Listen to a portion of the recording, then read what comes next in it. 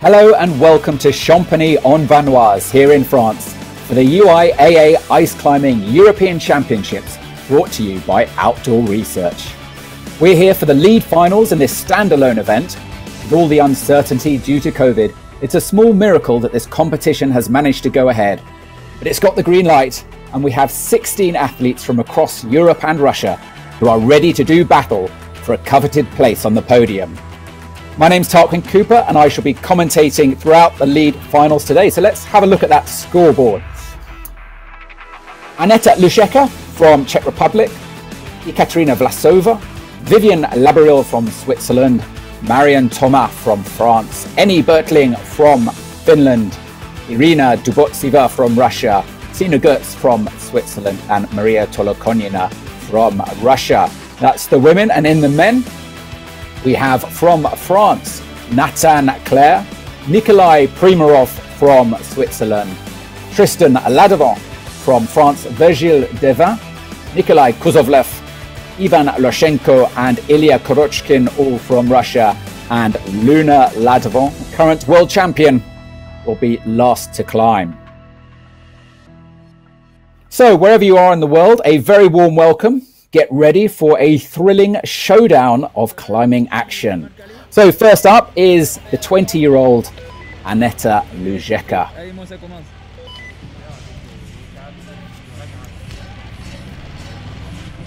So the girls have 8.5 minutes for their route, which is quite a long time. So they really need to think about energy conservation. You saw Aneta there just removing her face mask. Of course, COVID has been a huge issue for this competition, and it couldn't have gone ahead without enormous efforts by all parties concerned, particularly our sponsor, Outdoor Research. Interestingly, they switched to manufacturing face masks at the beginning of the pandemic. So you'll see a lot of the athletes wearing their Outdoor Research face mask. So Aneta is making slow and steady progress. She's been competing for a few years now in the Czech team. Took part in all the World Tour stops last year. Best place was 21st in China.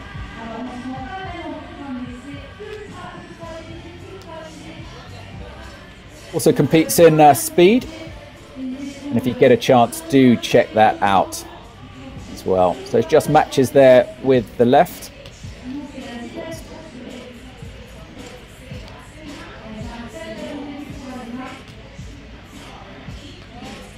So we've got new panels this year. It's much wider than previous years, and that seems to have gone down well with athletes. Champagny-en-Vanoise is, of course, one of the highlights of the tour. It's been around for several years. Aneta just going for that Stein pull there. You get a good view from the side to see how it works. Place the tool, get the head flush against the wall, and it's very, very secure. Just steps up nice and steadily with the feet. Reason athletes love Champagny is because it's in the mountains. It does give you that absolutely wonderful alpine feel, and couldn't look more alpine in this weather. Very, very snowy. It's like a winter wonderland. So Lusheka didn't quite get that with the left. It's quite a long reach. Going to go for a second attempt. Just changes her grips on the right. Steps up. Is she going to get it on the second go? Yep, she's got it.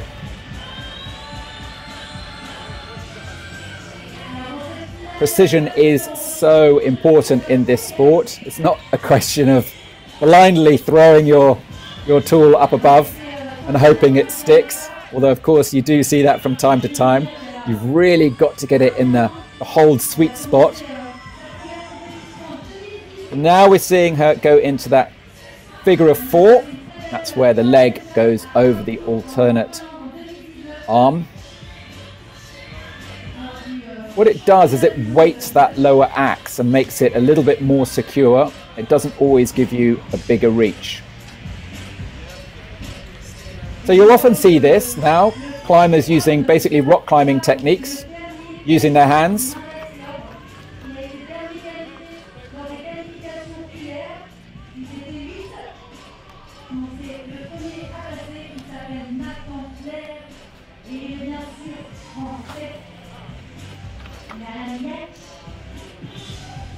So she's at quick draw number 5 now. Now, if you look over to the right, to the sidebar, we'll see our scoring panel. This keeps track of her live score. So the 5 is the quick draw that she's reached. And 10 is a hold. And the 0 afterwards is where she is in the move.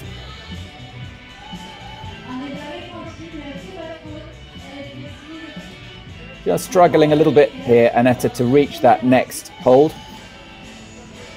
Just jumps up.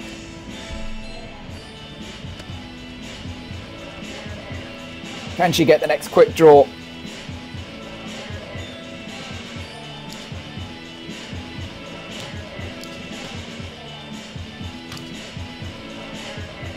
That was a costly in terms of energy expenditure. It's so important for climbers to clip those quick draws early on. Even though the optimum time to do it is when it's at waist level, that's when it's easiest to do.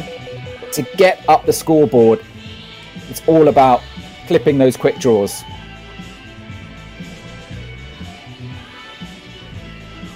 Just shakes out that right hand. A little bit of a cheer from below for the 20-year-old.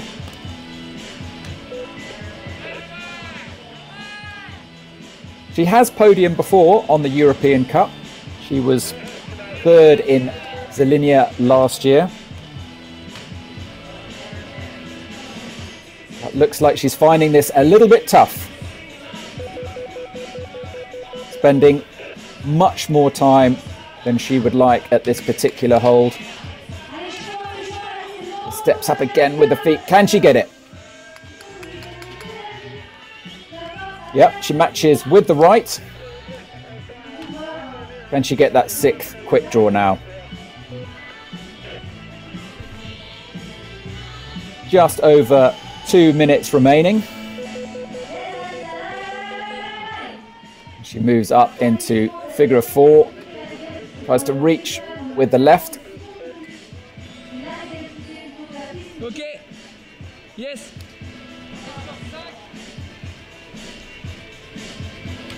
Seems as though Lusheka is really struggling here.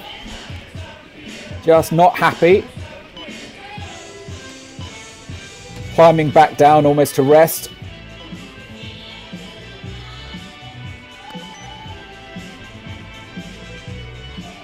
Back up. Shakes. After a shake of the right, she's going to shake the left out. Keeping her left arm free by the looks of it. Matches with the left, both hands on the tool. Now reaches up with the left. Can she do it? Changes position now on the tool. Now with a backhand, trying to get that hold. Has she got it? Seems good. It's a little bit of a wobble. Matches with the right.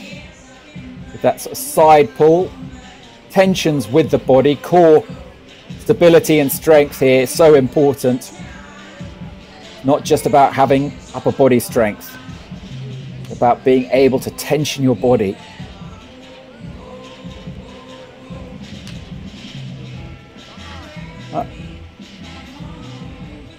She's making progress. Inching her way up. But with only 30 seconds remaining on the clock, she will need to dig deep. She's to stand any hope of finishing high up in the rankings.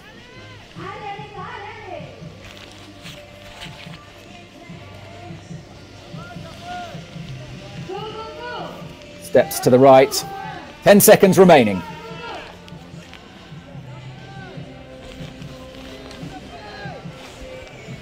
3-inch up, little backhand there with the left tool onto that stone hold. Nope, she's not happy. And that looks like the time is out. And that's it for Aneta Lujeka, 20-year-old from Czech Republic.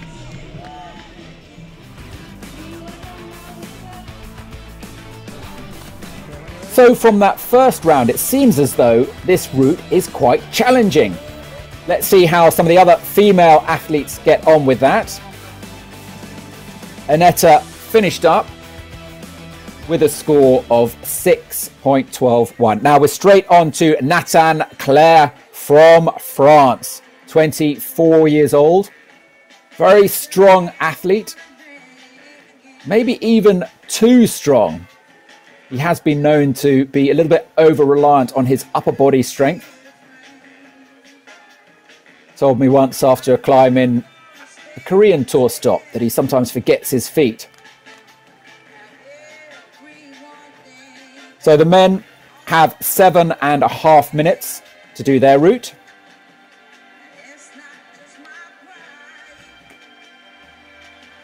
And Nathan is looking good so far.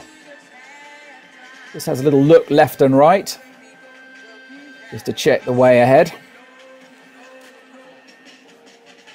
Athletes do get the chance to look at the route and observe, but it's only for 6 minutes before they then have to go into isolation. Gets quick draw number 3. And that's isolation in the non-COVID sense of the word. I think we're so used to hearing isolation in the COVID world. It is actually an important part of the finals. Athletes have to go into an isolation and not watch the other athletes compete. It just gets that quick draw number 4 on the third go. We've got a real mix of holds here. Italian holds, Korean. There are some intellect holds as well. Those are those metal holds with just a tiny little divot in them, and you've got to absolutely be so precise with your placement. The hold is only good when you get your pick just in that tiny little divot, and sometimes it might be at a really awkward angle, so you've got to hold your tool to one side. And you've got some stone holds as well. Oh, just lost his left leg there. Dangerous.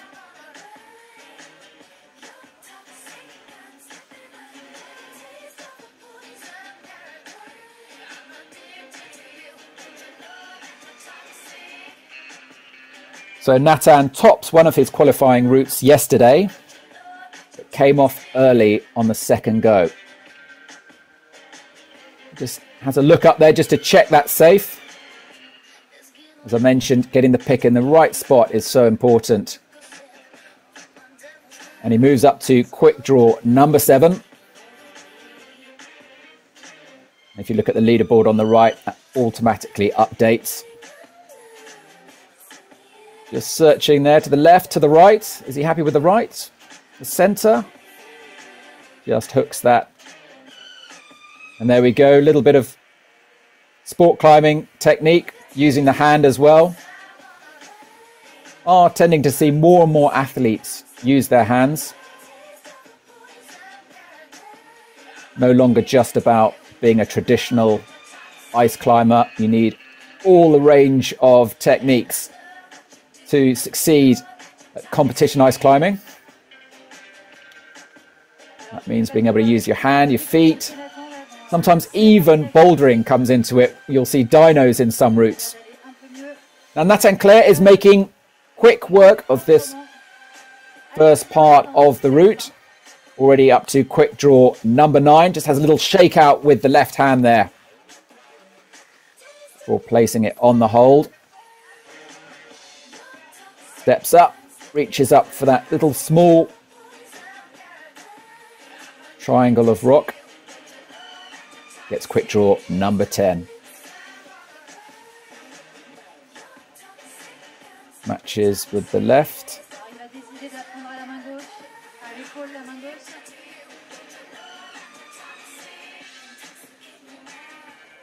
absolutely stunning Champagny-en-Vanoise, part of the Paradis Ski Resort, La Plagne. And could it look any more wonderful? So Claire reaches up with the left onto the ice now.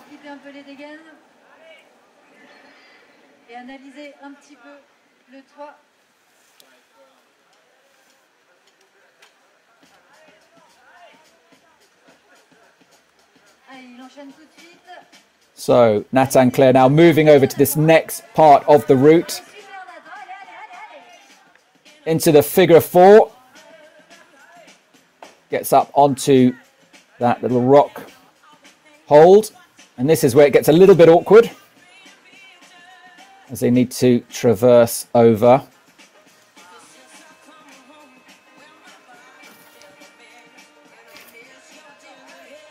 Good reach with the right there.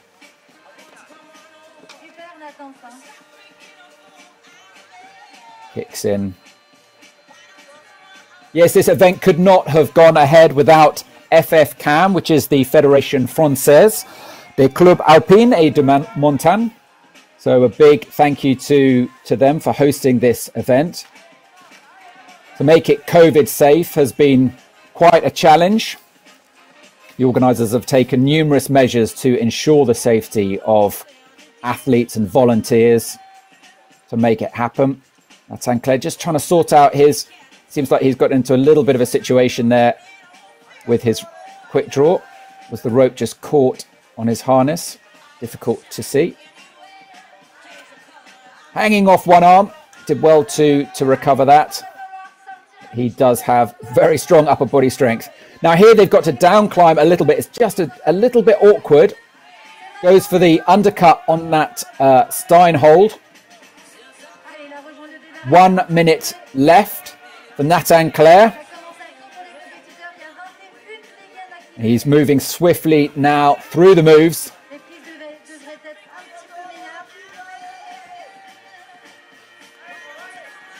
Steps up, reaches with the right. Moving with the legs.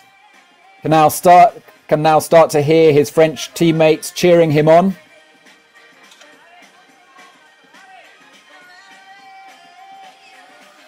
"30 seconds left.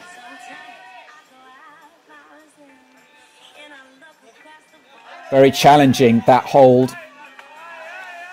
Very, very secure, but just requires such good body tension to hold that in place and make sure that pick doesn't just skit out. He shakes the left hand.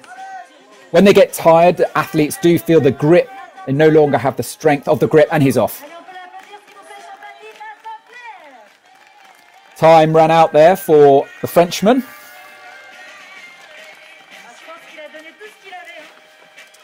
He will finish up with a score of 16.251.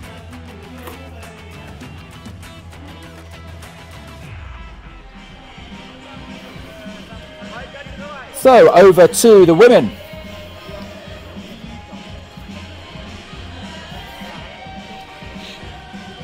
And this is Ekaterina Vlasova from Russia. 34 years old.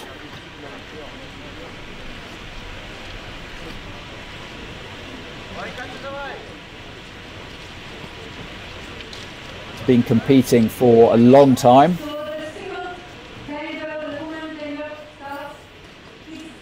Let's see what she can do.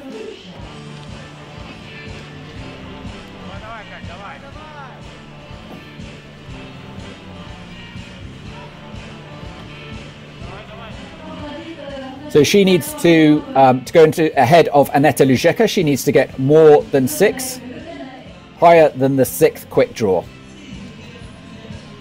So she's moving up swiftly. Good footwork, very precise, very efficient. She took part in all the tour stops last year. Was 5th in China, 4th in South Korea, and 5th again in Sas Fei. So very capable of getting on the podium. Goes for that backhand with the left. Just wants to sort of test it before committing.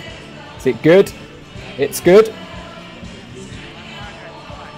Oh, did move a little bit the pick. Bit of pick wobble. That can be very, very dangerous.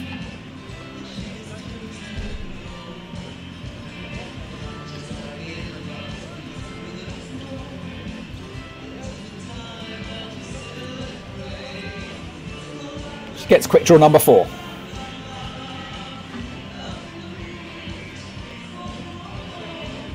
Moving very nicely and very steadily up this lower section of the route.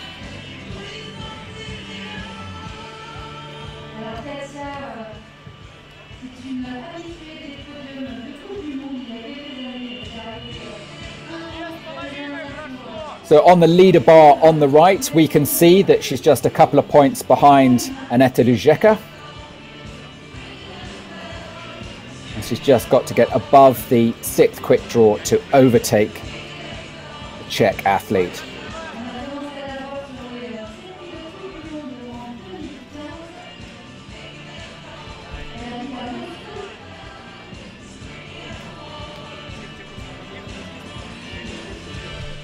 Reaches cross with her right, which can be very awkward. It can often leave you quite off balance.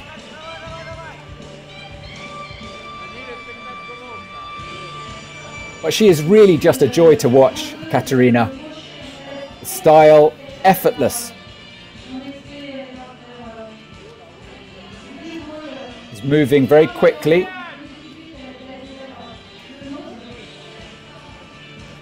Only be going 3.5 minutes. She's already overtaken Aneta Lujeka. And on quick draw number 7. Just wraps the tool around the top of that hold.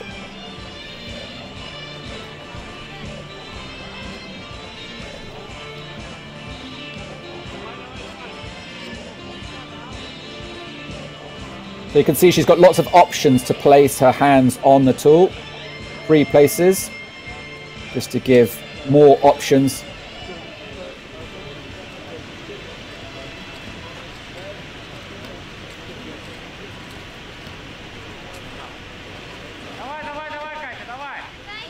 You can hear the shouts of "Dabai, Dabai" from her Russian teammates.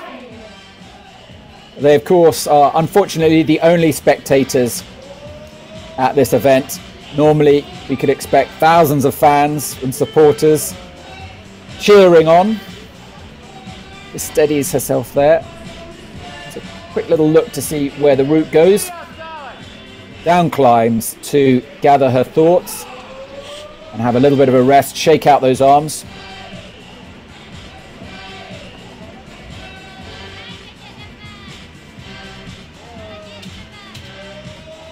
We're seeing her use her hand here. Interesting. To get into position now.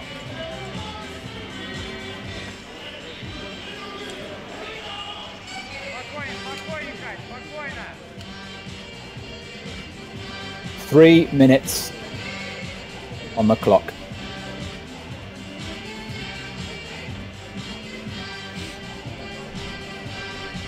We're spending quite a lot of time to pull in the rope to make that quick draw, but it seems worth it on this occasion because it is the quick draw that gives you the score.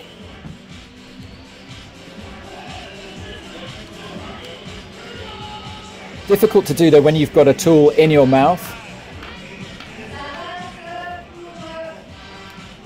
You'll often see climbers, just regular gym climbers, using their teeth, putting the rope in their hands when they're pulling it through. Obviously for dry tooling you can't do that. Sometimes you might see an athlete put a tool over the back of the shoulder. It's a personal preference thing whether you put it in your mouth or over the shoulder. But it does take some getting used to, and you'll see on all axes that climbers always wrap loads of tape around the shaft to make that a little bit less unpleasant. So Vlasova is at quick draw number 9. As she goes and commits to the roof. Goes into the 4. Swings over. Right leg over right. Figure of 9. Then finds that Stein, which is the undercut move underneath that hold. Quick draw number 10 with 1.5 minutes remaining. She's looking very strong, very promising. Of course, the women's finals has a stellar lineup of top athletes. That remains to be seen whether this is a possible podium contender.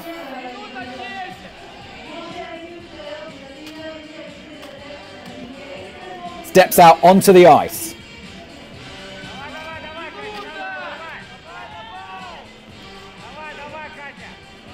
Now this is interesting because the equipment that the climbers use for the artificial part of the wall are absolutely the wrong equipment to use on ice. These kinds of axes are not ideal at all for pure water ice. You can't really swing with them. The pick is at the wrong angle. Oh no, and shit's ripped. That's it for Ekaterina Vlasova.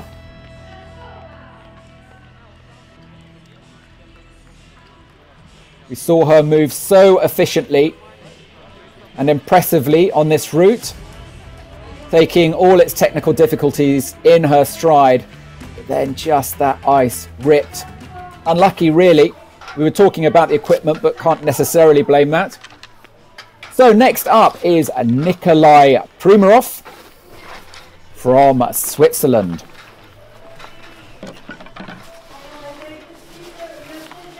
One of the older athletes competing today. He's going to be 38 years old next week.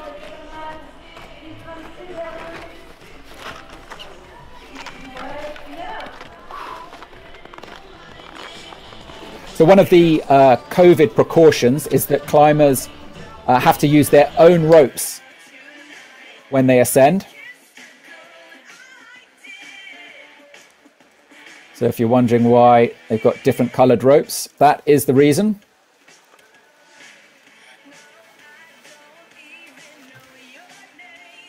Nikolai Primarov.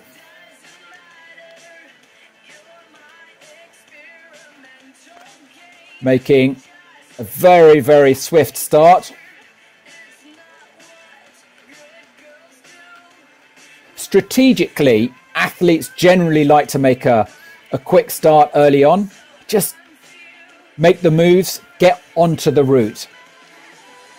Help put the nerves at bay, and then they'll find their rhythm. The last thing you want to do is get snagged early on. But the payoff with that is that sometimes you can run out of steam a little bit later on in the route.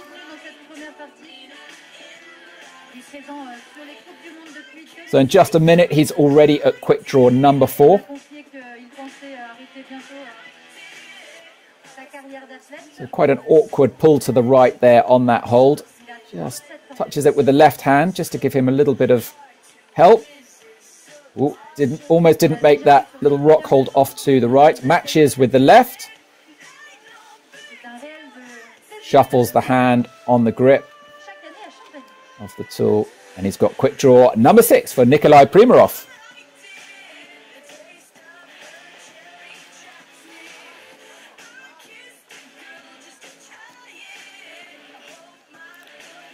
So he could be a podium contender, Nikolai. He's won a silver before in Italy in Rabenstein. That was a few years ago though now, 2015. And we haven't seen him on the podium for a bit. But in this sport, anything can happen.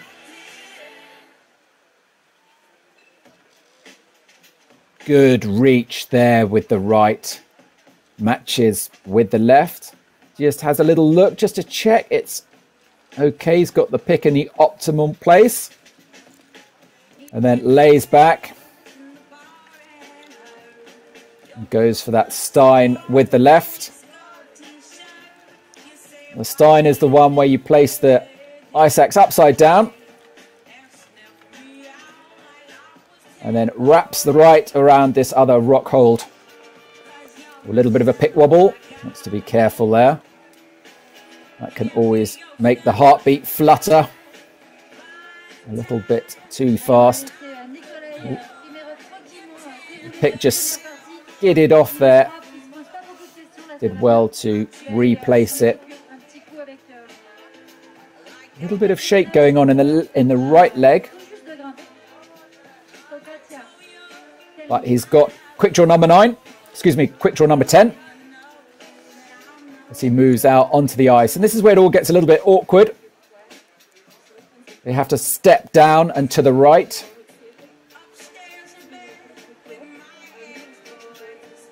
But Primarov still has 4 minutes left on the clock.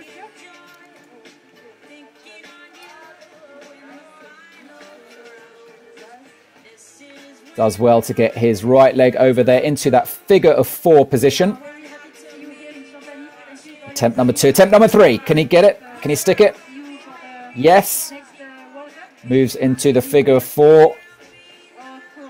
Changes. He's going to change arms. Now holds on with the left. Locks off.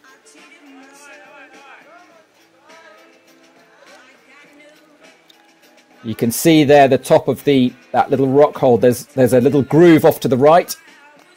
He's got to get his pick into that and at the right angle.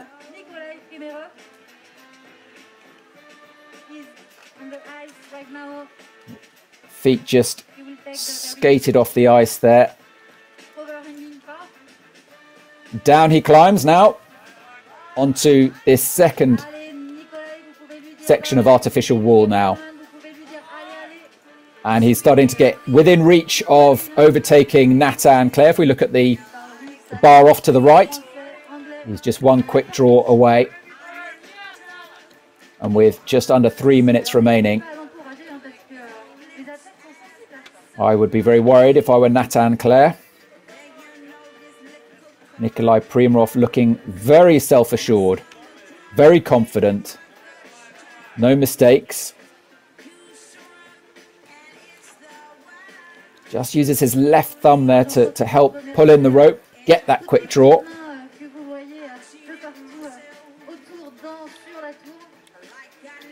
Matches with the right.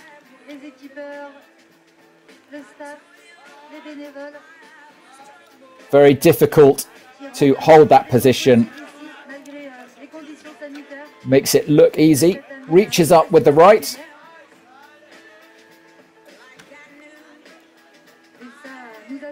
Now we're going to start seeing the arm shakes now almost between every move. Just flips the leg over.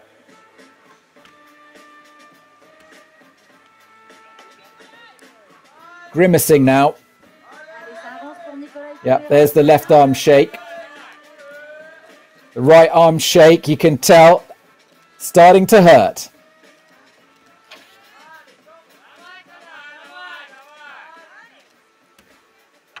Originally from Russia, now a laser engineer in Switzerland.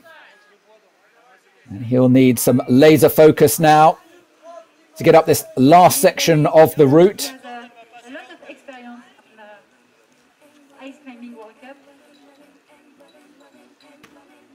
Going for that next quick draw. Efficiently done. Just pulling in the rope, using his thumb to hold it in place instead of the teeth. And now reaches up for that rock hold.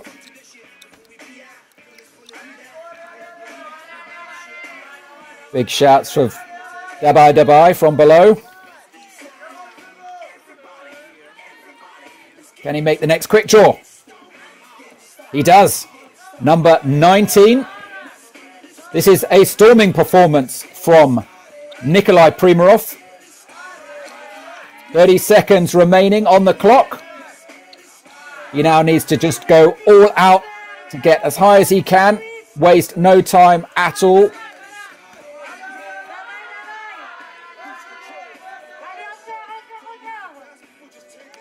Working fast with the feet. Fighting now just to get as high as he can. Struggling to find the placement with the left. Does well to hold on. And then reaches up with the right. This is a great performance from Primarov, but time is out.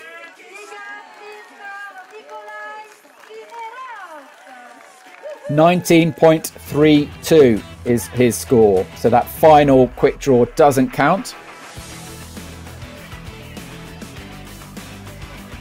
Great performance from the 37-year-old athlete.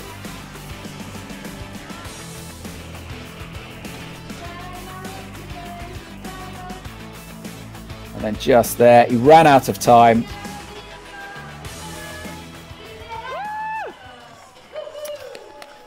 So back to the women. And this is Vivienne Labarille from Switzerland. 22 years old. She's been competing for 6 years and finished last year on the European circuit, 3rd in the rankings. Best place was a 3rd in Brno.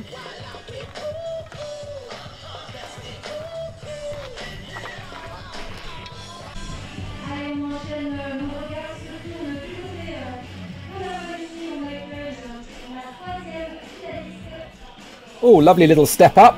She means business. And the clock has begun. 8.5 minutes for Vivienne Labarille.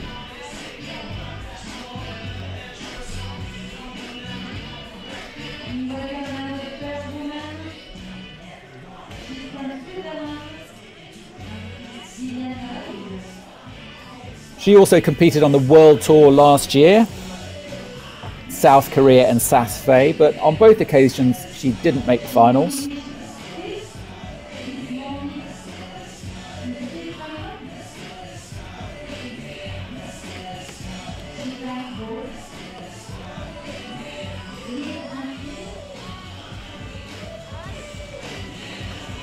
So she's getting into the position, that very awkward figure of 4.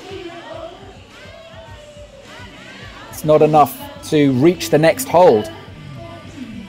We also saw Aneta Lujeka struggle a little bit at this point. Very awkward move. And Labarille comes down again to re-examine and work out the way through. And she's off. That's all over for Vivienne Labarille. She'll be very disappointed with that performance. You can be very, very unlucky in this sport. So that's it for Labarille. Barely got on the route. Very unforgiving sport. You have your foot in the wrong place, the pick just slightly off. It's over. So this man is Tristan Ladevant. He's about to turn 23 next week.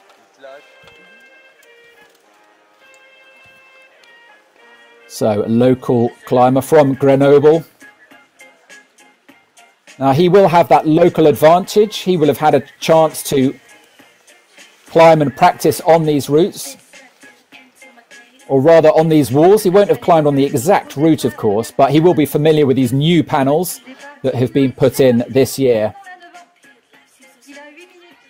Now they like to move fast, these Ladevant brothers. Tristan is the older brother of Luna Ladevant. And they are both familiar faces on the European and World Tours.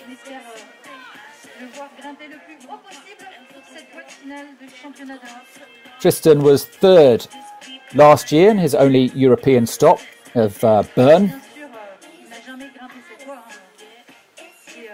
Both brothers concentrated on the World Tour. So you're seeing that mix of climbing techniques that this route demands. Dry tooling, using both tools, but also using the hands from time to time as well. So he's got quick draw number 3, steadily moving up.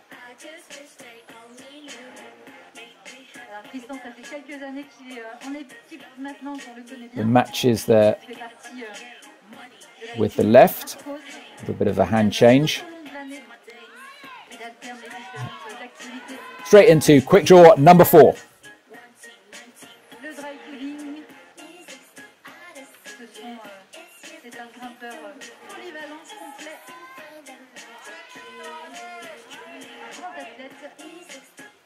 Was 14th in Saas-Fee.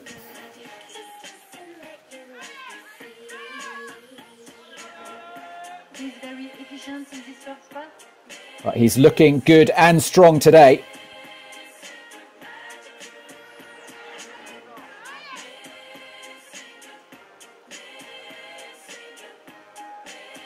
In France, like everywhere else around the world, it has been difficult for athletes to train properly. There is a permission for professional athletes to train, so they can get out there. But when I spoke to Tristan's younger brother, Luna, before the event, he said it had been difficult to train, even with the rules that allow it. But they've managed to do a lot in the last 6 weeks. Tristan moving very quickly up this middle section of the route. It's almost like, as he remembered to quick draw number 8. It requires supreme confidence to do that. In competition, you generally see, as a rule, athletes prefer to get that quick draw as soon as they can. So to climb straight through it requires quite a lot of confidence, even if it is easier to do so when it's lower down.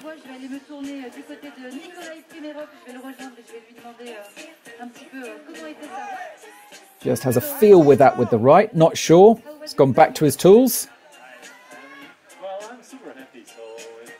Reaches up with the left, walks the feet, a little bit higher. Inch by inch, foot by foot, meter by meter if you prefer. So effortlessly swings into that figure of 4 position.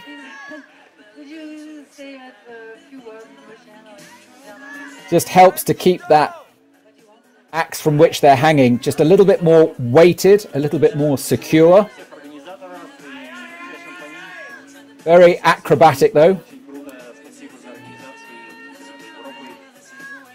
So we can see he's just 3 quick draws behind his French teammate Nathan Claire, with 3.5 minutes remaining.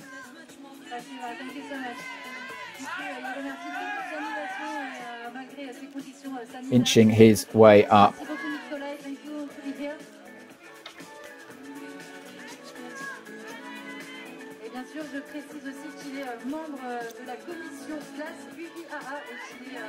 Quite awkward, these set of moves. Climbing down is actually can be sometimes more difficult than climbing up.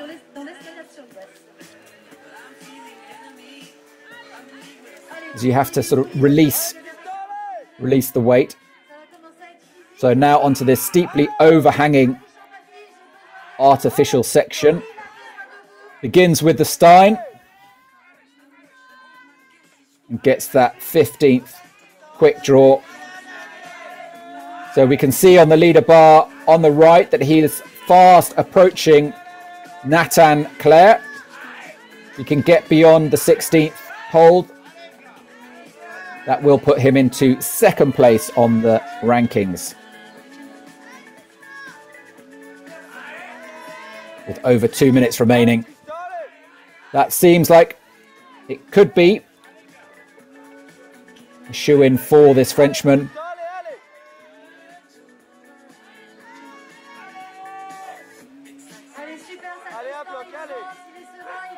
Amazing climbing here from Tristan Ladevant as he gains the upper section of this route. He's now moved into 2nd place. Can he overtake Nikolai Primarov? He's showing every sign that he is capable of it. Didn't quite manage to stay in the figure 4 there. Tries again. Reaches with the left arm. He's got over a minute. Just adjusts his position on the tool. Trying to find the optimum place to give the reach necessary to make that long right hand reach for that rock hold up above. Gets number 18. Primarov's position at the top of the leaderboard is looking precarious now, as Tristan Lanavant, with 40 seconds remaining on the clock, shows every sign that he is capable of going all the way. Big cries now from his teammates below. Ale, ale. He's now neck and neck with Primarov. 20 seconds remaining.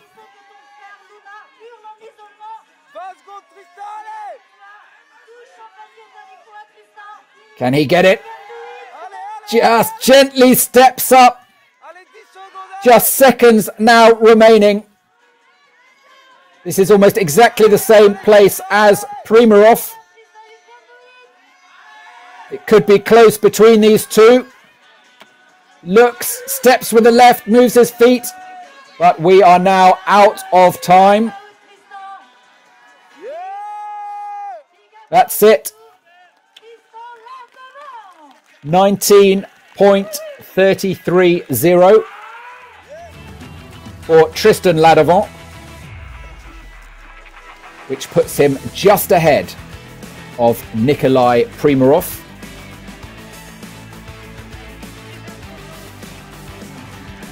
Sterling performance from the 22-year-old French athlete. But we shall have to see what his brother is capable of. So now it's over to the women. We have another French athlete, Marion Thomas, 25 years old. Now, she had an incredible season last year on the World Tour. 3rd in China, 4th in Saas-Fee. She also took the silver medal in Bern and Brno on the European circuit, which gave her an overall ranking of 4th.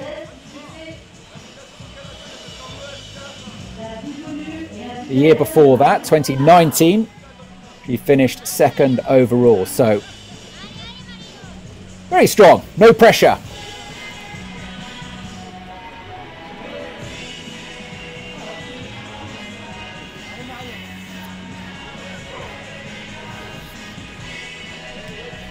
Now, if you're enjoying watching the ice climbing action here in Champagny-en-Vanoise, be sure to check out some of the action that's been going on in North America. Over the weekend, of course, it was also the 2021 UIAA Ice Festival and competition in Colorado. So Team USA was out there in force, and great to see so many familiar faces. So if you get a chance, watch that. Just search for UIAA Ice Park and it'll come up in either YouTube or Facebook. Back to Marion Thomas, who is making swift work of this lower section of the route.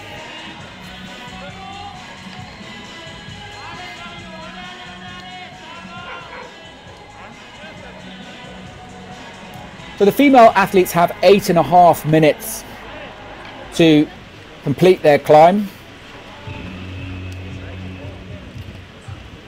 which is quite a long time. They need to manage their energy.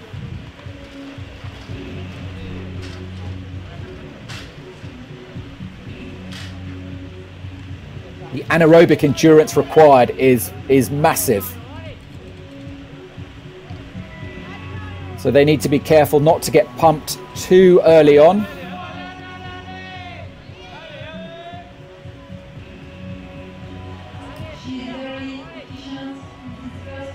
So straight away, Marianne Thomas, in just a matter of a minute, is at quick draw number 5.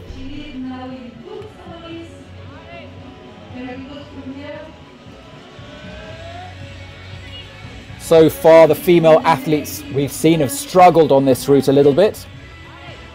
Lujeka took her time and only got to the 6th quick draw.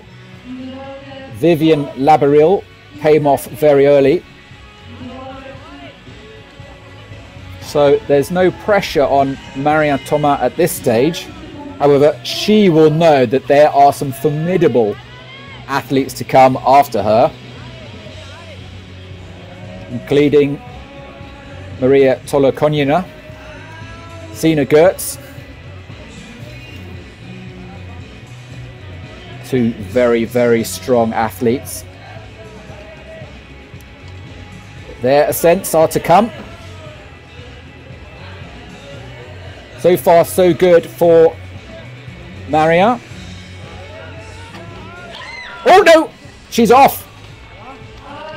She reached out with her left on the little side pull. Didn't quite have it. So unforgiving. She thought it was good. She stepped.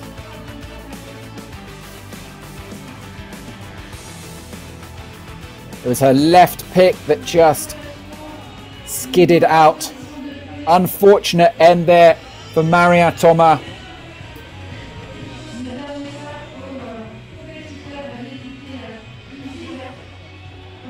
Just got to the 6th quick draw. Just ahead of Aneta Lujeka.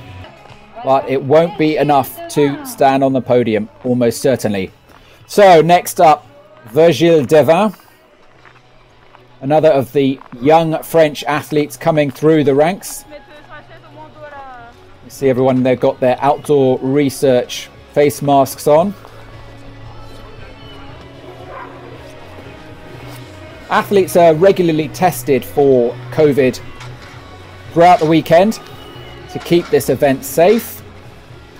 In fact, the only positive test that the organisers have had was, ironically, the team event doctor. He had to be replaced at the last minute, but we hope he has a speedy recovery. That was the only positive test. So Virgile Devin just psyching himself up. This is the moment where trying to remember the moves, trying to remember the route. Those 6 minutes that you had to look at it, work out the moves. Sometimes you'll see athletes come out with binoculars. Sometimes they're taking notes, writing it down. Others will just look. You're trying to figure out and have in your mind, before you start, exactly the way to go. It's almost like a jigsaw puzzle. Figuring it out. And then it comes down to athletic performance. Virgile Devin. And the clock begins. 7.5 minutes. So he's also part of this crew of climbers based out of Grenoble. Only been competing a couple of years.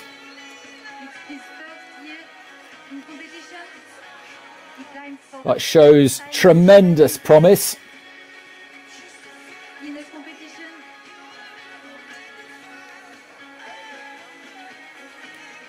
Managed to qualify for the finals in Saas-Fee, but came in 16th.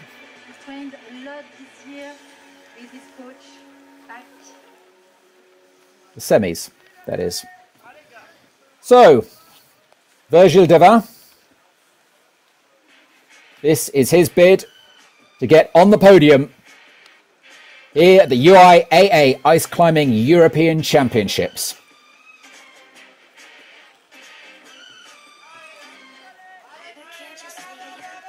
It's not the first time that Vanoise has hosted a tour stop. It's been hosting events since 2012 on the European and the World Tour. Didn't feature last year. Last time the event was in Vanoise was back in 2019. And all the golds were snapped up by Russians, and all the speed medals were taken by Russians. Let's see if the French can change that. Virgile Devin, no doubt hoping he can end this Russian reign of dominance. The Ladevant brothers certainly have that thought also, and have proved that they can take on the Russians and win. So, Devin, up at the 7th quick draw, and swiftly makes number 8. With 5 minutes remaining on the clock.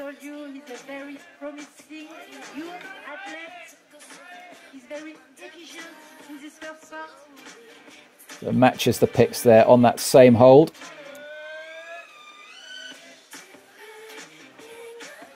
Goes for layback there off that tool. Now there, the pick just got a little bit of a pick wobble. It's by no means secure at all. It's so important to have that body weight just exactly in the optimum position, waiting, pulling the pick down. If you're a little bit off to the side, it'll just go flying and pop out. That's what we saw happen to Vivian Labarille earlier. And also Marianne Thomas. But Virgile Devin keeping it together. Just a little bit unsure with his feet there. Good kick with the left boot. And he's onto the ice now. So the trick here is to hook with your tools. This kind of style of tool is not ideal at all for swinging. So you really want to find pre-existing holes in the ice. Reaches across to make that next quick draw. And then it's now swinging through the roof onto the next panel of ice. And this is where the hours spent doing these sequences inside a gym really pay off. If you check out these athletes' Instagram feeds, this is what they do. This is their bread and butter training. Working through the fig fours in a climbing gym on a steeply overhanging wall.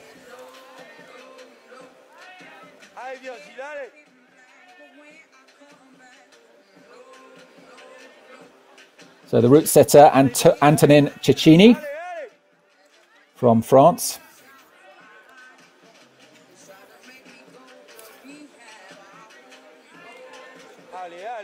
Big shout out to everyone who makes this event possible.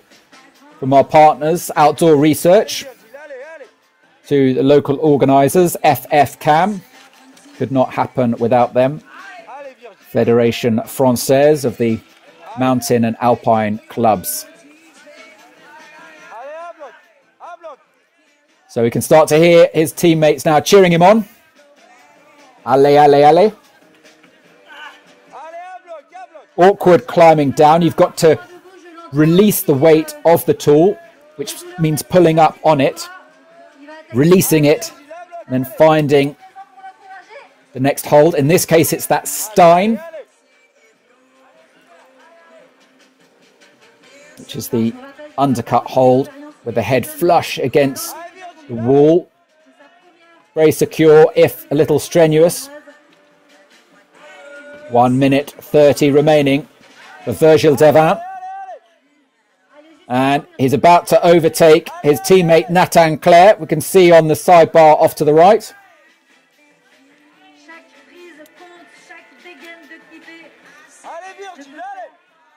So places that left arm, a little bit of a floater, that floating undercut, very, very skilled to be able to do that. It doesn't really do it justice, but he went through that move, holding the pick in place. And he's got quick draw number 17. Currently in 3rd place in his sights. Nikolai Primarov.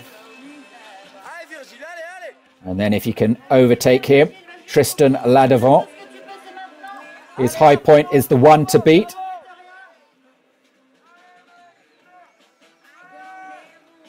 Big reach there with the left. Oh, he does well to stay on there. It gives you a good idea of just how steeply overhanging this route is. When you see the legs come away, they're flying vertically down. The time is up. That will be the end for 20-year-old Frenchman. 18.290. 3rd place for now. Whether he can stay in 3rd place, who's to know? We've still got some formidable athletes to follow, including the reigning champion Luna Ladevant. So it may be that Virgil Devant has to enjoy his 3rd place rankings while it lasts. In the meantime, we shall be going over to the women to see Enni Berkling now from Finland. One of the older competing athletes in the finals.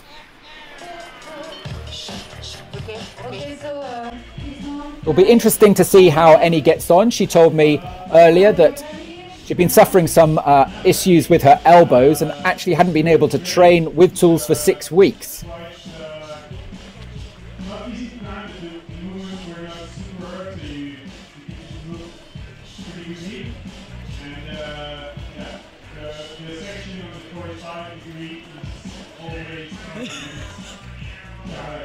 Her 8.5 minutes starts now.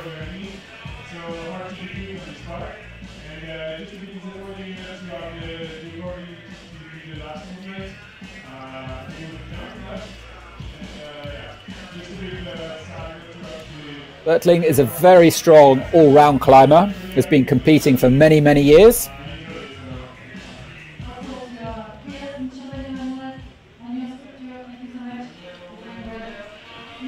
He's got 2 kids as well,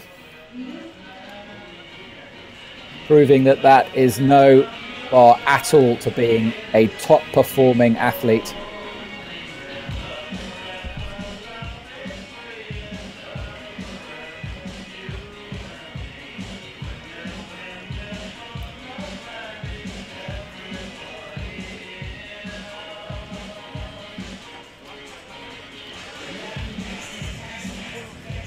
So if you haven't seen the leader bar off to the right before, this gives a live score of the athlete. So we can see Enni is currently the score of 1. And to give the explainer for how scoring is done, it's actually very, very simple. There are 3 criteria. There's the quick draw. That is the most important criteria. The quick draw you reach gives you your main score. So Enni is at quick draw number 1, about to clip quick draw number 2, so her score moves up to 2. The next number is the number of the hold that you get. So she's at the 6th hold. We'll see Aneta Lujeka above, got to the 12th hold. And then there's a 3rd point, a 0, 1 or a 2, and that tells us how far they got in the move. So if they've managed to stick the move, that's a 2. If they're sort of going for the move, it's a 1, and if they don't make the move, it's a 0. So very logical scoring system. Lovely view there of this structure. One of the more popular venues on the ice climbing tour. Fantastic to be in the mountains La Plagne is an amazing place to ski, part of the Paradis Ski resort. Famous for that iconic logo of the red bobble hat. So Eni just being very careful here. It's almost as if she doesn't quite trust that pick placement. Just reaches with the left hand. Feels perhaps a little bit more secure using the hand. Shakes, matches, swaps the hands out. Kicks with the feet. Gets that next quick draw. Just checks and has a look. Sometimes you'll see athletes doing that, just pulling themselves up, just to make sure that pick is in exactly the optimum place on the hold. Some of these holds, like the intellect holds, have a small little divot that you've absolutely got to be right bang center of. Others are just a little bit awkward. They might have divots in them, but they might be off to the side. It's not just a nice jug that's right in the middle and on the top.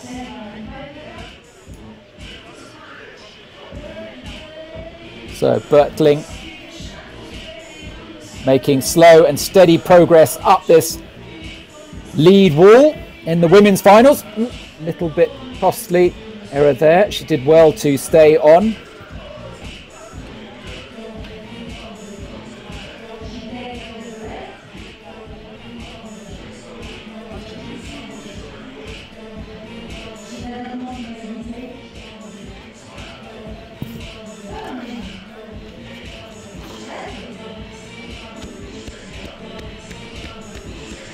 And he also took part in the speed finals this weekend. So if you haven't already seen that, do check that out.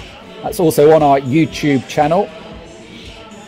She finished up in 6th place.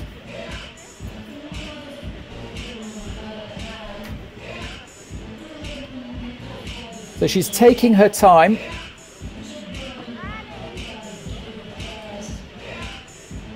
Finding it quite technical.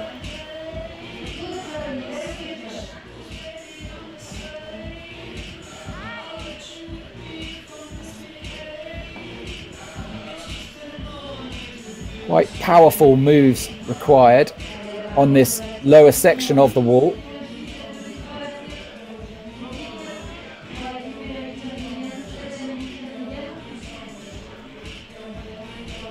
Just matches in there with the left.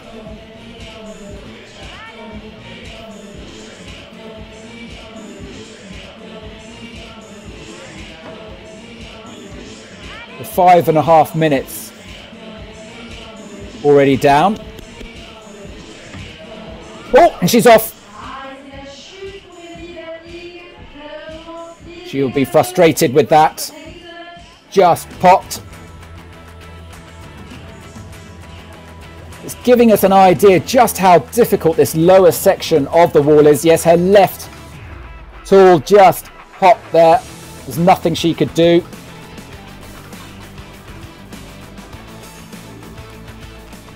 So Bertling again falls at that 6th hold, joining Marianne Thomas and Aneta Lujeka, all of whom failed at that 6th quick draw point. But this is a Nikolai Kuzovlev from Russia. He is a man who needs no introduction. But let's give him one anyway. He's one of the absolute legends of both lead and speed disciplines. So he took the silver last year. He actually did very badly in China. He flunked out, but recovered to come 2nd both in Korea and Sasfei. Finished up 2nd overall. He was the 2019 champion, winning 4 out of the 6 stops. Very, very strong athlete from Siberia. And in fact, he has that advantage that they've been having competitions in his local town of Tyumen in Siberia. And he took the silver at the Russian combined last month. Moving very, very quickly through this early section.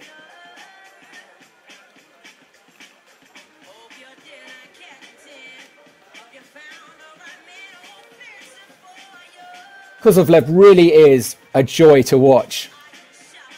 It's like seeing a master craftsman go about his work.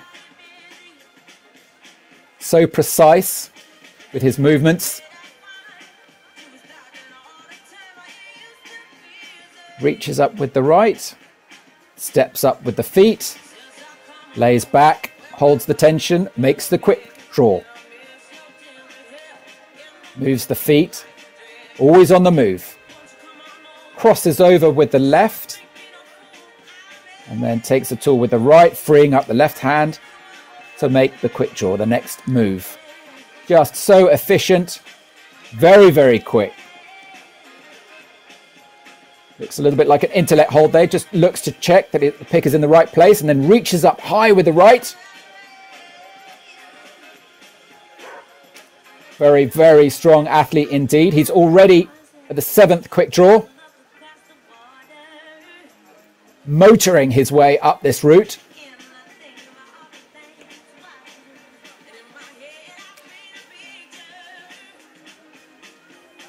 So it's not a speed event, but the timer does count.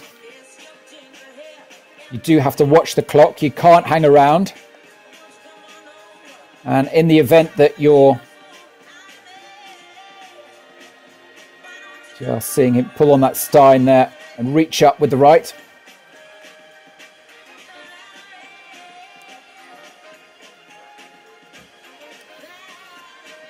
Quick draw number 9 for Nikolai Kozlovlev. Just over 2 minutes of climbing.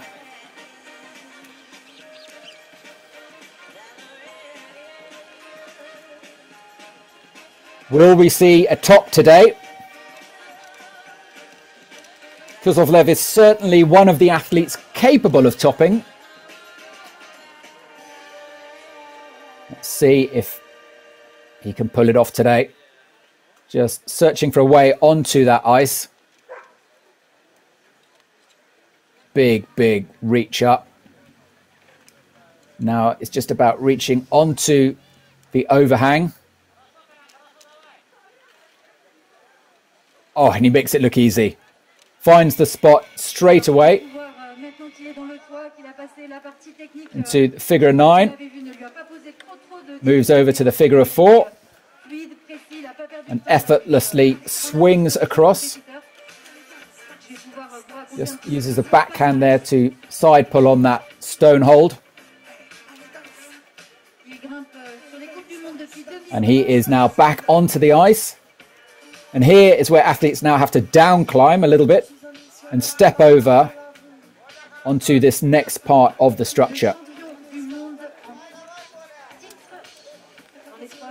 So just starts to lower himself down onto his arms. Not necessarily a familiar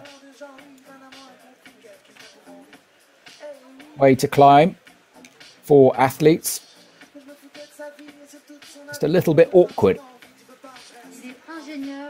But Kozlovlev, once again, makes it look all in a day's work.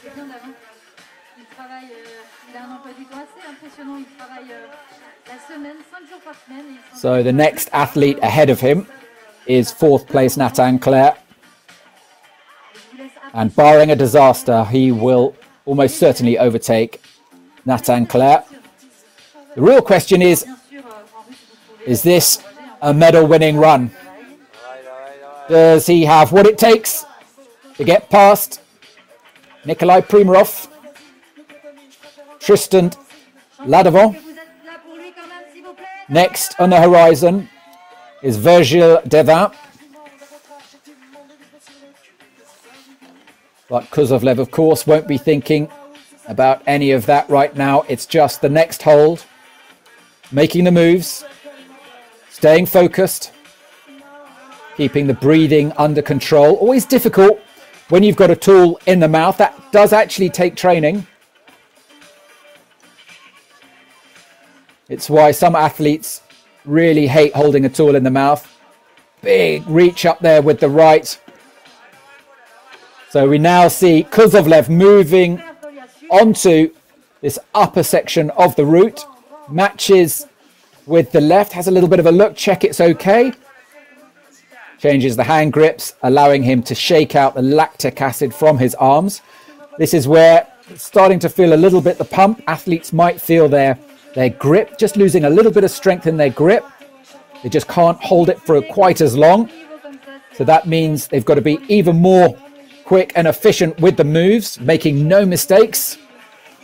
Quick shake with the right, reaches up, places the tool, and then he'll be looking to relieve that right hand.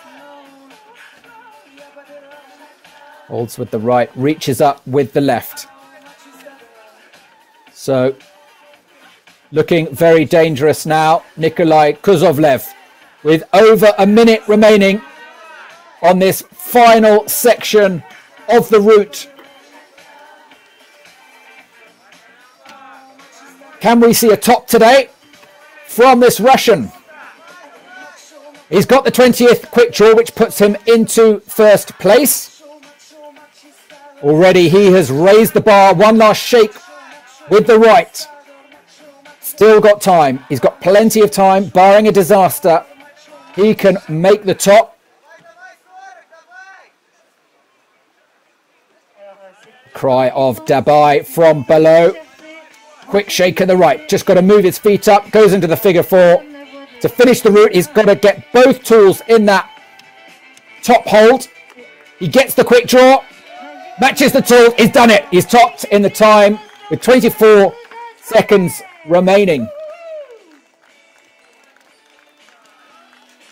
So Nikolai Kozlovlev has set the bar very high indeed.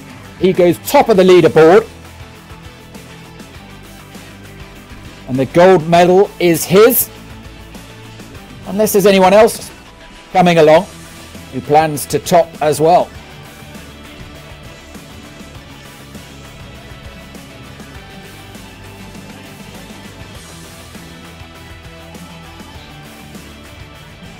Great effort there from Nikolai Kozlovlev.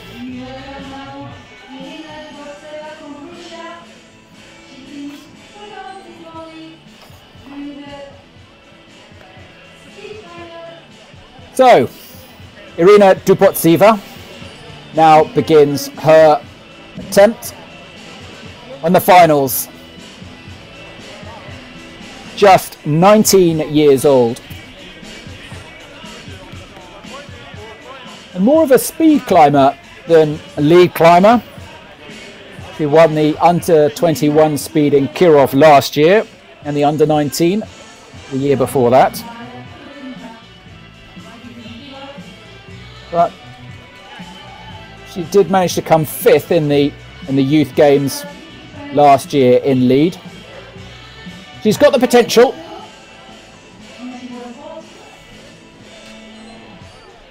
Definitely a talent to watch.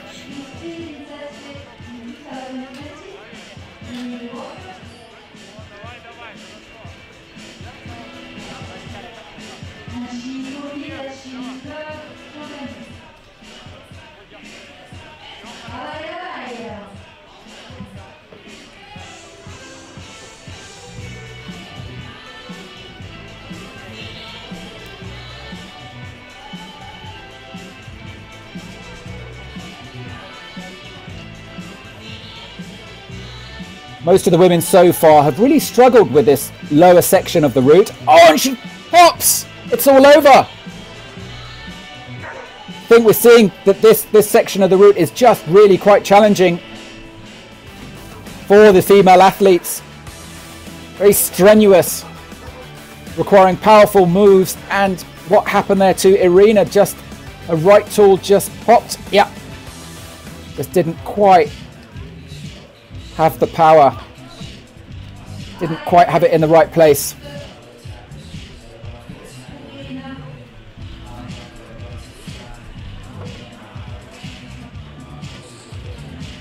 So all over for Irina Dubotseva. Only 19 years old though, so plenty of years to come. All vital experience in her progression as an athlete. So we've got another 19-year-old now in the men, Ivan Lushenko. So he came 10th in the speed finals here in Champagny. So if you haven't seen that already, go and check it out. It's on our YouTube channel. Just incredible how fast the speed climbers are these days. So he's just putting on his jacket. Just stay warm. Getting a little bit nervous. It's about -5 degrees in Champagny. So you don't want to get cold in that.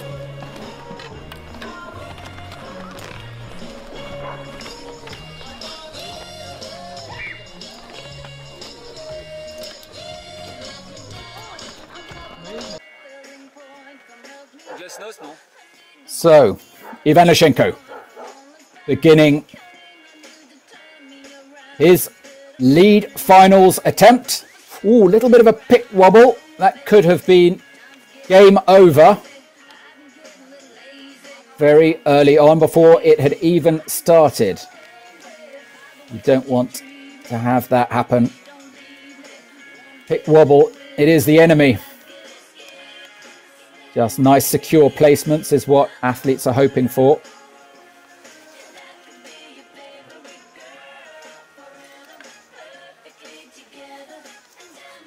Reaches up with the right.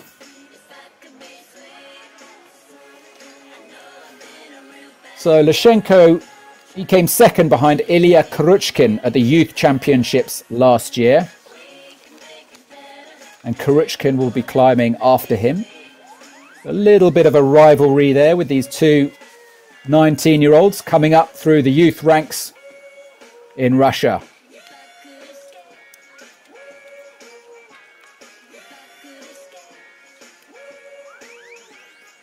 There are lots of Russian athletes competing today, which is great to see.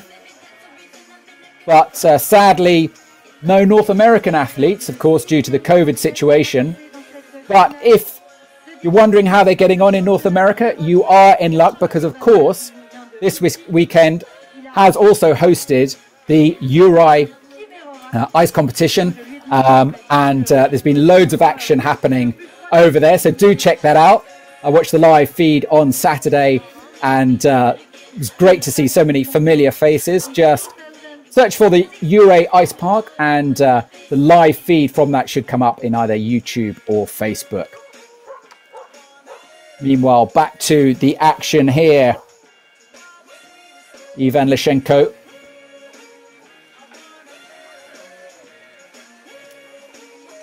Gets quick draw number 7. Matches with the right. Just eases up, walking with his feet to then reach up with the right onto that big stone on the volume. Matches with the left. Almost like a layback maneuver there. Very awkward. Just has a little feel with the hand. Let's see if he can use his tool.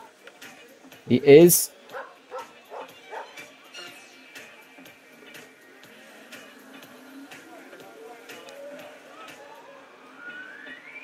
He's taking his time.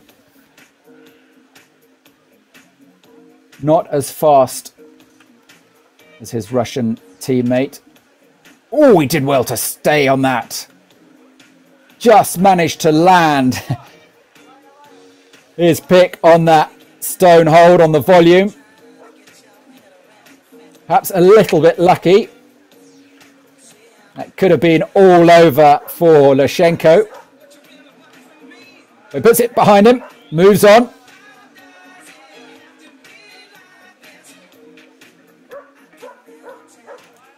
So just using his left hand, a little bit of combination of dry tooling and rock climbing technique.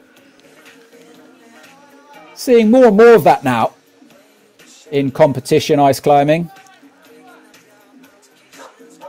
Reflects the fact that many of these climbers do come from a sport climbing background and certainly do a lot of sport climbing in between competitions. So Lushenko now moves onto the ice.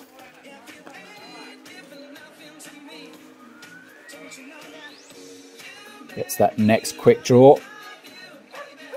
Slowly inches his way up. Approximately halfway on the route. A little bit over halfway.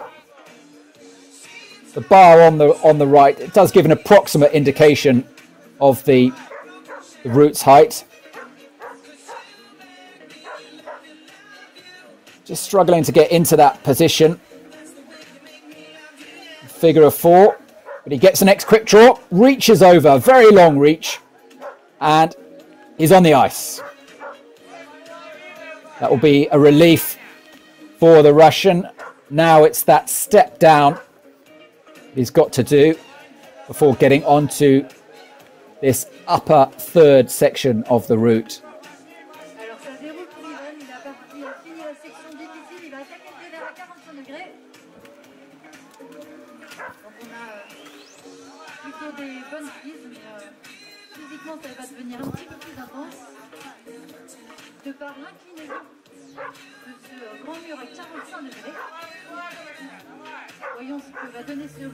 Gets the Stein with the right and makes that 15th quick draw with the left hand. Looking very, very strong now. Lushenko within reach of Nathan Clare's high point, which was the 16th quick draw. And still with 1:30 remaining. Currently 6th in the leaderboard. Where's he going to end up? Next in his sights is the high point reached by Virgile Devin.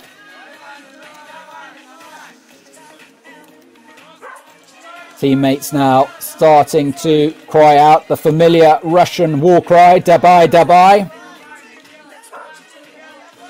And he is moving very swiftly now, Lushenko.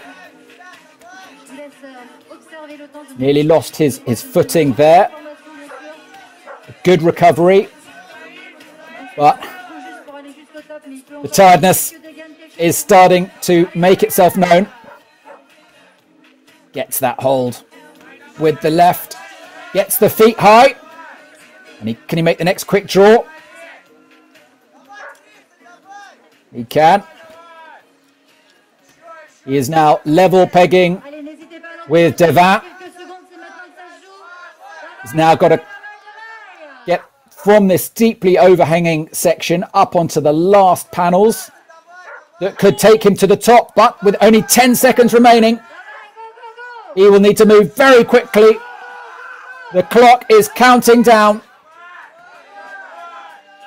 That is it for Ivan Lushenko. Time out. 19.30. So he didn't quite get onto the podium place.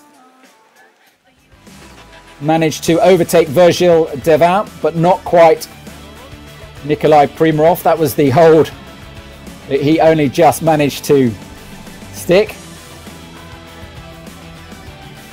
Great performance from such a young Russian athlete.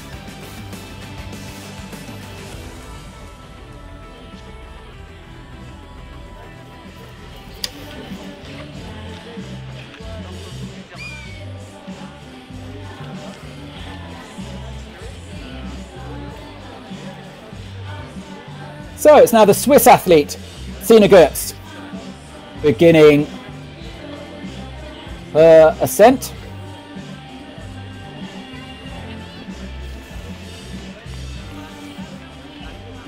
Sina is another athlete who is simply a joy to watch. You can learn a lot looking at her style. Normally she just floats to the top.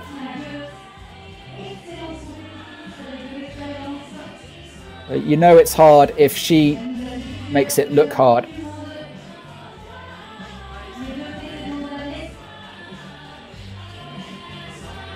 So she had an extraordinary year last year, won every tour stop on the European circuit and finished third overall on the World Tour, fourth in China, third in South Korea and second in Saas Fei.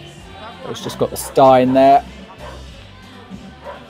matches with the left. Very, very solid hold when you do that Stein, that upside down move.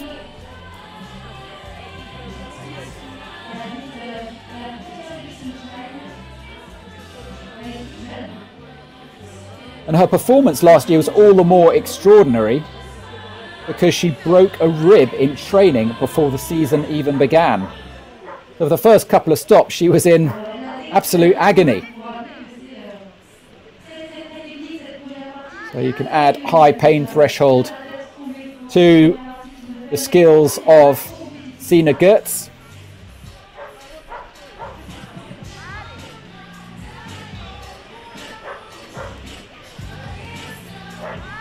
Just on this volume now.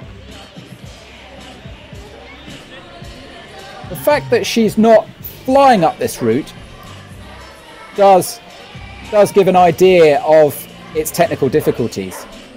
It does seem to be a little on the hard side. She's just taking her time, making sure that pick is in the right place. There are no second goes. If it pops, that's it. All over.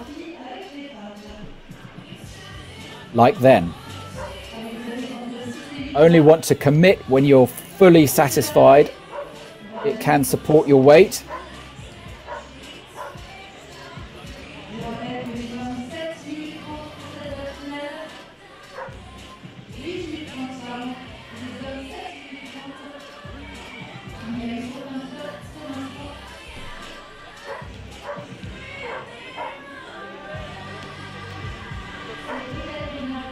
Walks up with her feet, just holding on to that side pull. So many variations of holds that are available to an athlete. Most axes will have 3 places where they can hold your hand, 2 or 3. It's a matter of personal choice.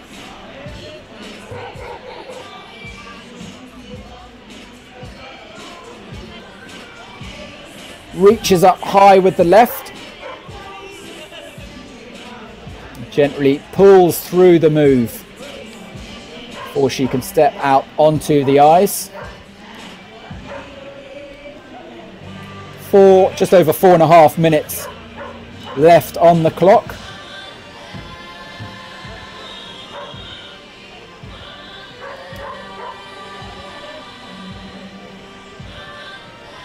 Sina knows, of course, that coming after her is Maria Tolokonyina. And she is an athlete who does not take prisoners. So if Gertz is to take the gold, she has to deliver. She has to top. Delicate reach out left. Not quite happy with it. There's a little shake of the left arm before she commits. No, she's not sure about this at all. This is almost unlike Sina Gertz. Very, very cautious. But cat-like she swings over. Just very careful in that figure of 4 position. Gets into the Stein with the left, and it's good. Can she now get the next quick draw? Always a little bit of a delicate maneuver when the draw is on a long leash. Sometimes you can get a swing on, and that's a nightmare for athletes.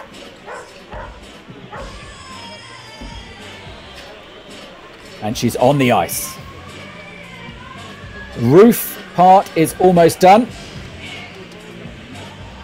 Now she's just got to step over onto the ice, hooks her tool in.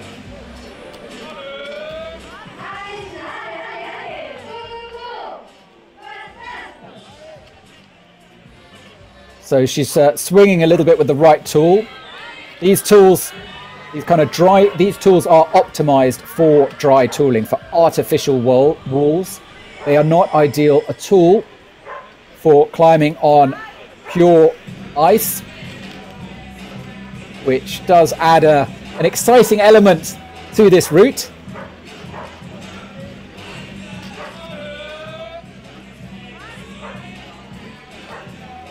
So she's just carefully placing those tools. A traditional ice climber would be swinging away, and you can't really do that with this type of pick setup.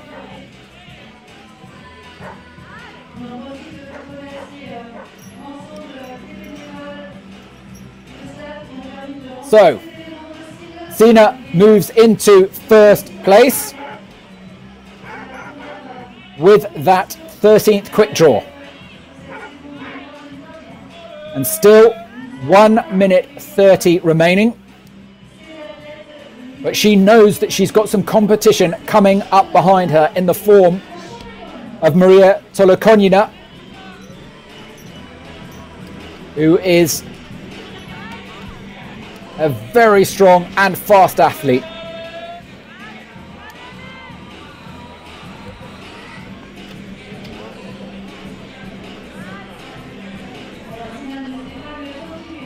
Fantastic features on the structure here.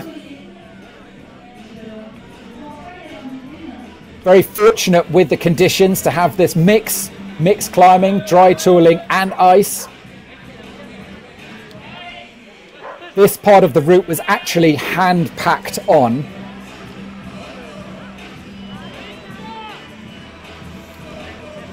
So amazing effort there from the organisers of this event, the FFCAM, the Fédération of French Mountaineering and Alpine Clubs, have laid on this event. Absolutely fantastic that it has managed to go ahead in these difficult COVID times. You might be forgiven for thinking that athletes might be a little bit rusty, but Gertz is not showing any signs of that at all. She's got the last remaining seconds. What is she going to do with it? Gets that Stein. Can she get any further up? And we can hear the time is out for Sina Gertz for her finals here in Champagny-en-Vanoise. Great view of the resort there. So she was lucky there to recover when her tool just ripped. But by far the best performance that we have seen from the females today. She goes into first place, having made the 16th quick draw. Poses the tantalizing question, will we see someone top out today in the women? But we shall have to wait and see for that, because it is back to the men. And now we have Russian Ilya Krochkin, another 19-year-old.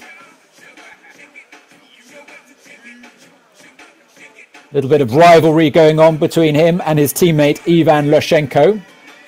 Let's see who gets the better of the two today.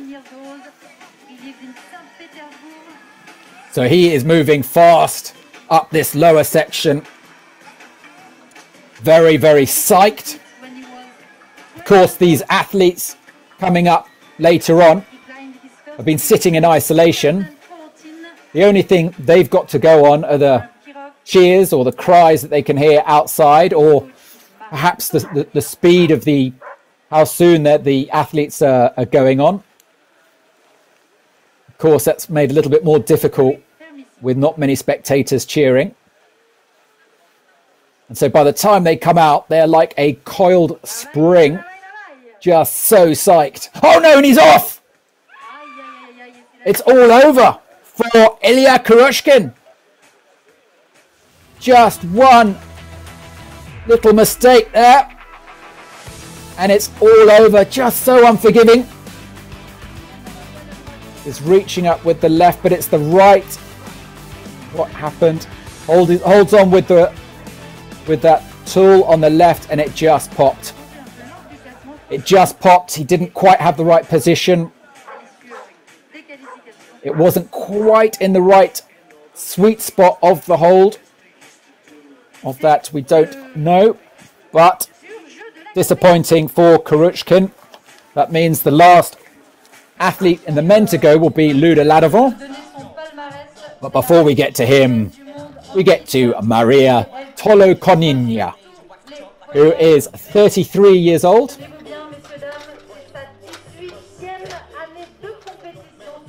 And a veteran of almost 15 years. An extraordinary athlete who has dominated the sport for the best part of a decade. Since 2008, she has won more than 30 medals. And in 2 of those years, she didn't even compete because she was having a family. So I once asked her if she ever got bored of winning, and she replied, "Training, yes. Winning, never." And she has an inner fire inside her belly. Still, after all these wins, still hungry for more.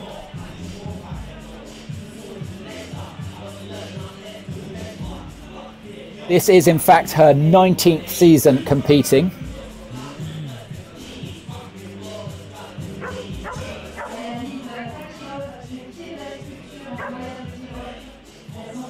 So, the out-and-out favourite for the women's finals today. But you can be unlucky in this sport. Things can go wrong. And she knows that better than anyone.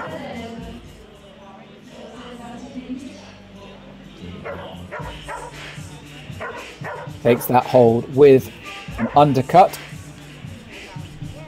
This Stein hold makes quick draw number 3.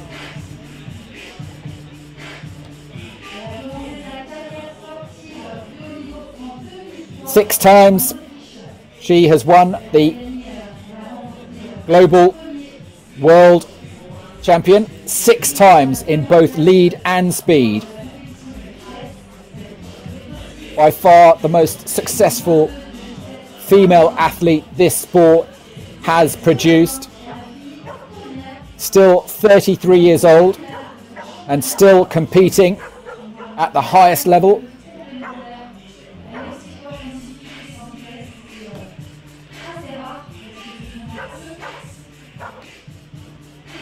Just slowly making her way up the wall there.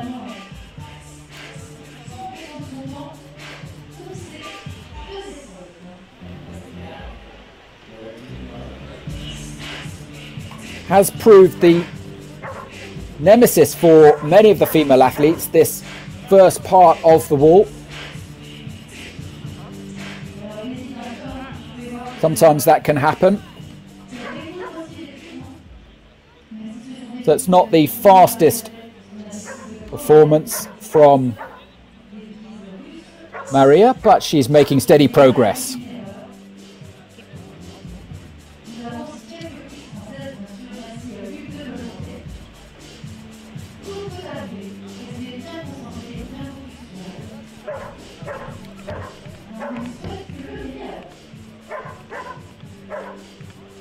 So she needs to improve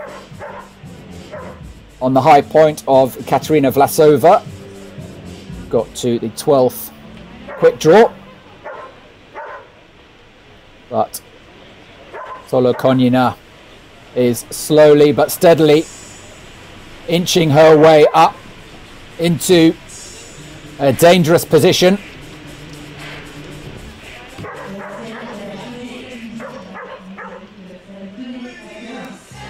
Already guaranteed a place on the podium.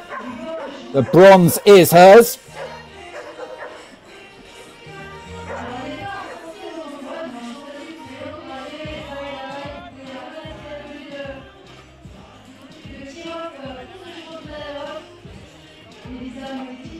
So next it's the roof. She's done the first half of the route now. Just has to swing over, get onto the ice. If you've just tuned in, your timing is impeccable because you're watching one of the greatest athletes of this sport, and we shall see the technique to perfection from Solokonyina here as she crosses this roof, swinging from fig 4, kicks in, big kicks there. Make sure her feet stay, and then puts that right leg over the left arm into that position known as the figure of 4, reaching up with her right, and then gets the right leg over the right arm, the figure of 9. And what it does is it helps weight the axe, helps keep it in position, and so preventing it from skating off. She's just trying to get onto the ice, get her feet into a good position, and she's done it. Just needs to... Still not quite there. Feels like she's not quite happy. There she is on the ice. And fast approaching Vlasova's high point. Gets the next quick draw.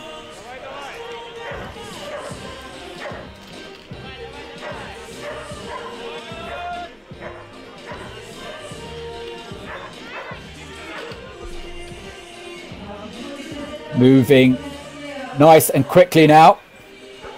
Solokonyina gets to quick draw number 13. Moves into second place. The second is guaranteed.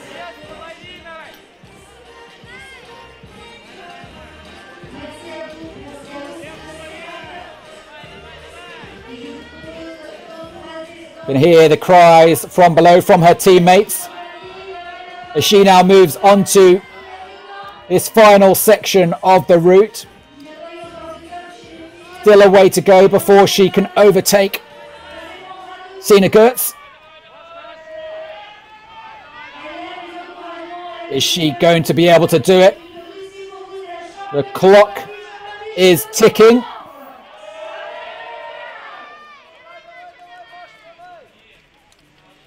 She's maintaining composure, just not the quick draw around there. Kicked it out the way. But that hasn't phased her. Flipped it after making the move. So she's got to get beyond the 16th quick draw. She's got to get this quick draw and move up and over it.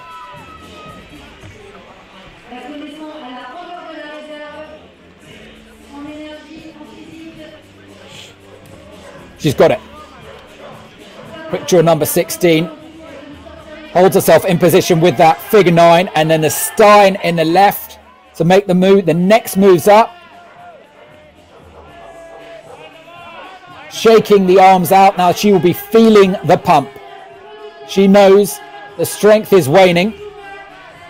But if there is any athlete capable of topping this route, it's Maria Solokonyina. She moves into first place. She has won the gold, but how much further can she go? Just so impressive. Big cries from the crowd below as she uses the final seconds just to try and get as high as she can on the route. Can she surmount this final section? Just has a little quick look to the cameraman. Smile for the cameras. Big cries now from all the other athletes cheering from below.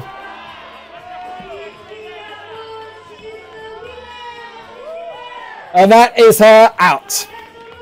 Great performance there from Maria Tolokonina from Russia. Another medal to add to her formidable medal collection. Her medal cabinet must be bulging, overflowing. We're now into the 30s. She must have a special room for them. So here we see her going on this very interesting hand-packed ice. And this was the point where she's now in. She's already won. And what a performance there from Maria Tolokonina. Another gold medal to add to her formidable collection. And she looks pretty happy about that. And yeah, she's so pumped she can't undo a knot. Quite a familiar thing for climbers. You know you've had a hard climb if you simply don't have any strength to undo your figure of 8 at the end of a climb. But one of the belaires there coming to her rescue. So that brings to a close the women's event. Still got one male climber to go. Where is he? There he is. Luna Ladevant. He is psyched. He is the current world champion. 20 years old. And already he has made his mark in the world, breaking the dominance of the Russians. When he took the gold in Saas-Fee last year, he broke the drought of France that had lasted for 18 years. So on French soil, it will mean so much to him if he can win today.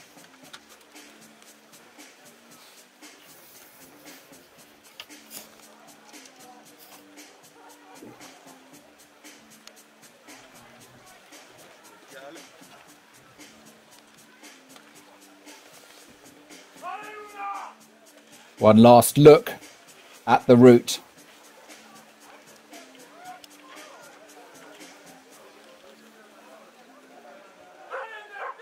And he is off. His 7.5 minutes begin.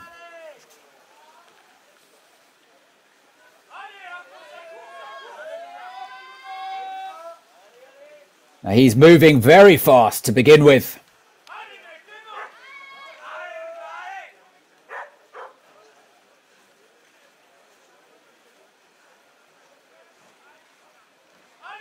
The pressure, the nerves. It is a characteristic of Luna Ladevant to move quickly to begin with, to try and get as high as possible on the route, as quickly as possible, to allow that extra time for the technical difficulties later on. He has to top if he is to take the gold today.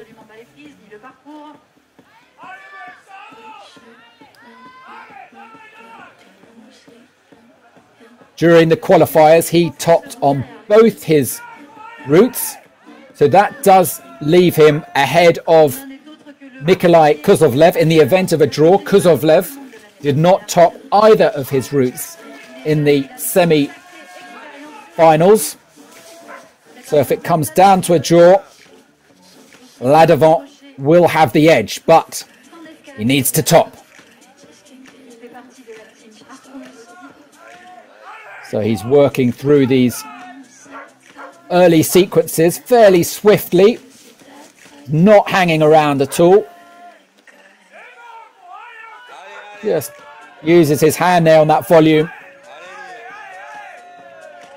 Lots of shouts of allez, allez.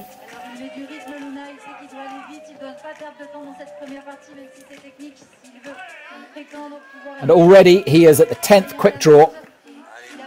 With just 2 minutes gone.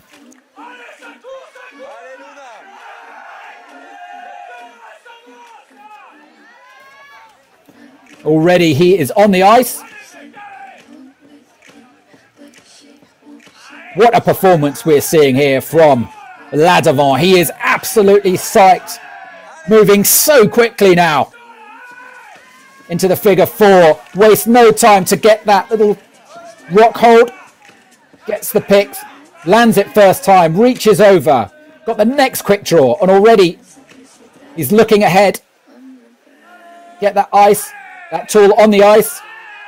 Swings over and he's back on this other leg of the structure. So he pulls through the rope. Gets the next quick draw. Wants the points early. No hanging around. No resting. Round this arête. He goes. Just looks around the corner. Makes sure the hold is good. Now the ice isn't perfect. You can have very bad luck and it rips, but it's been okay for Ladavant. It's held. So he clearly means business. He does not want to have Kozlovlev get the better of him. To win on French soil would mean so much for Team France. Already at quick draw number 17, with still 3.5 minutes left. Really just shaking his right leg there, just trying to extract it. Sometimes when he kicks so hard into the plywood, it can be quite difficult to remove.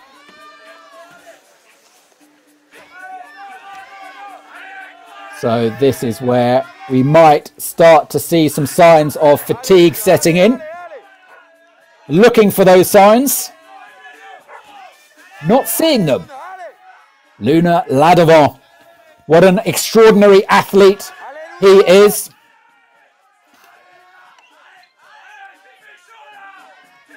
Just 20 years old. It's his birthday last month. Whoa, that's a risky move. Not intentional for sure. He did well to hang on to that. Very lucky indeed. This man is living dangerously. It could all have been over at that point.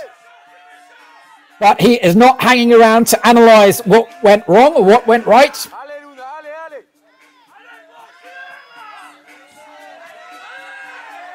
So he's now within touching distance of getting on the podium.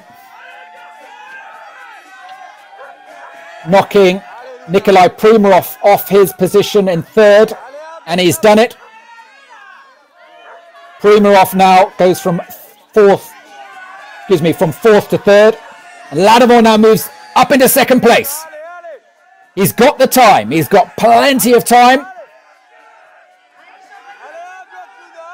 Kozlovlev topped with just under 30 seconds left.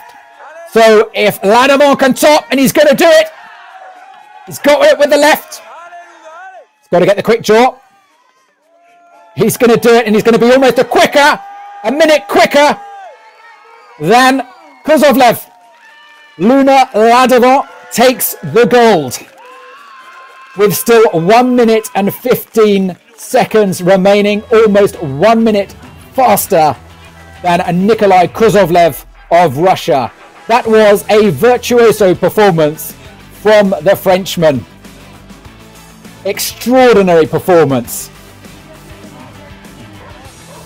All the more so for his very, very lucky escape here. He swung over and managed to cling on. So he looks pretty worked after that. Absolutely exhausted, gets congratulated by one of the other team members. Extraordinary performance there from the young Frenchman, just 20 last month, and we can expect some great things from him. And that means that both he and his brother stand on the podium. So let's look at the final results of the women. Maria Tolokonina takes the gold, Sina Gertz takes the silver, and Ekaterina Vlasova takes the bronze. And that brings us to a close of the ladies' event.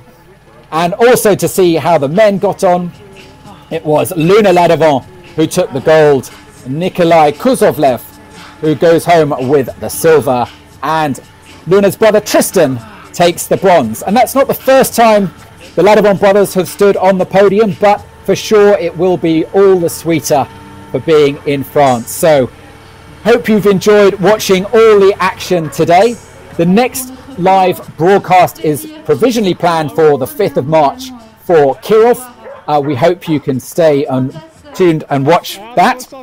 But as always, stay tuned to our channels for the latest updates. Thanks for watching, stay safe, and see you again soon.